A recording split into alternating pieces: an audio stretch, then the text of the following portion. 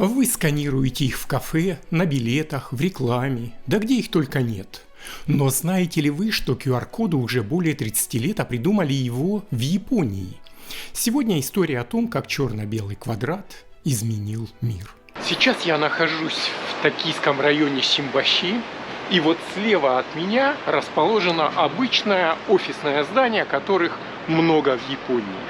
Это офисное здание корпорации Denso. Помимо разных других достижений, эта компания разработала технологию, с которой сегодня знакомы люди во всем мире. Особенно она получила распространение во времена коронавируса. Речь идет о технологии QR-Code. 1992 год. Японская экономика погружается в стагнацию после нескольких лет неимоверного роста цен на финансовом рынке. Тем не менее, в автомобильной промышленности негативные тенденции пока не так очевидны, и заказы растут. На заводах Toyota царит хаос. Запчасти машин не успевают отгружать точно в срок. Их маркируют штрих-кодами, но коды приходится сканировать десятки раз вручную. Причина в том, что штрих-коды могли вмещать лишь до 20 символов по горизонтали, и складским работникам Denso, это дочерняя компания Toyota, как, впрочем, и тысячам других предприятий, приходилось наклеивать на коробки по несколько штрих-кодов подряд, чтобы вместить всю необходимую информацию. Все это приводило к ошибкам, а каждая ошибка – это $1000 убытка. Инженер Масахиро Хара из Denso Wave получил задание придумать что-то более удобное для сортировки запчастей. После пары лет мозговых штурмов Масахиро Хара и его команда придумали двухмерный QR-код. В своем интервью японскому каналу NHK господин Хара сказал, что однажды, наблюдая за игрой в Go, он увидел, как черно-белые фишки образуют узоры. Это натолкнуло его на мысль использовать двухмерную матрицу.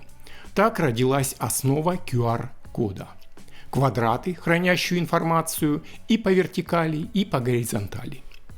Сама идея была блестящей, но сканеры того времени категорически отказывались считывать информацию, зашифрованную в новом коде, поскольку узоры просто сливались в цифровую мешанину.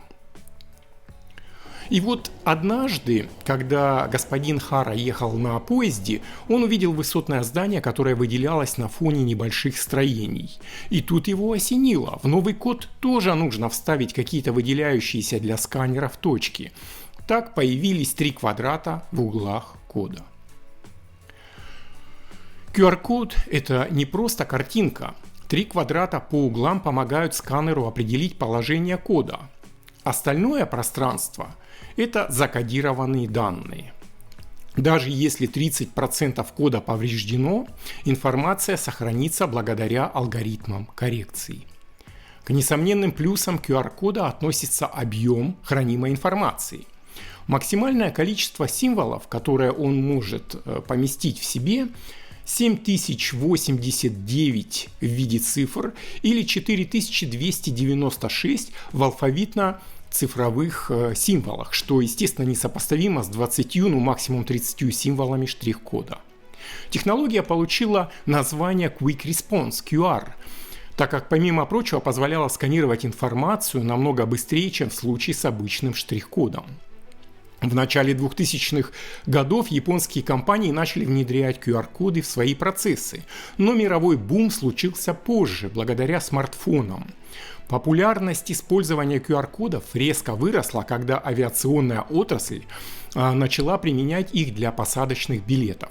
С 2015 по 2019 год количество посадочных билетов, скачанных на мобильные телефоны, увеличилось вдвое – с 750 миллионов до 1,5 миллиарда. Вторая волна распространения технологий совпала с коронавирусом и связанными с ними ограничениями. Все, наверное, помнят эти времена. Сегодня без QR-кодов немыслимы платежи, меню ресторанов и вакцинные сертификаты. И, кстати, интересный факт, само название QR-код является торговой маркой, которая принадлежит Denso Wave.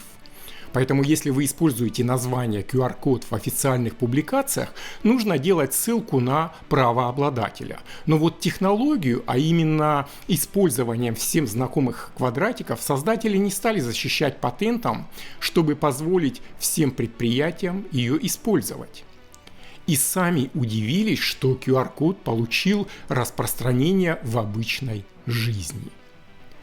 Согласно Data Reportal, вот так выглядит список стран, в которых интернет-пользователи старше 16 лет хотя бы один раз в месяц сканируют QR-код через мобильные телефоны. Данные представлены в процентном отношении ко всем интернет-пользователям из этой возрастной группы на октябрь 2024 года. Как видно, больше половины стран в первой десятке из Азии. Для сравнения, Россия заняла лишь 30-е место с чуть более чем 45% использования. США вообще на 43-м месте, где использование составляет 36%. Глобальный средний показатель ежемесячного использования QR-кода составляет 51%. Поразительно, но в самой Японии все выглядит так, будто технологии для промышленности и массового использования живут разными жизнями. В обычных ресторанах и кафе по-прежнему QR не так распространен, как, например, в Китае, Таиланде или Вьетнаме.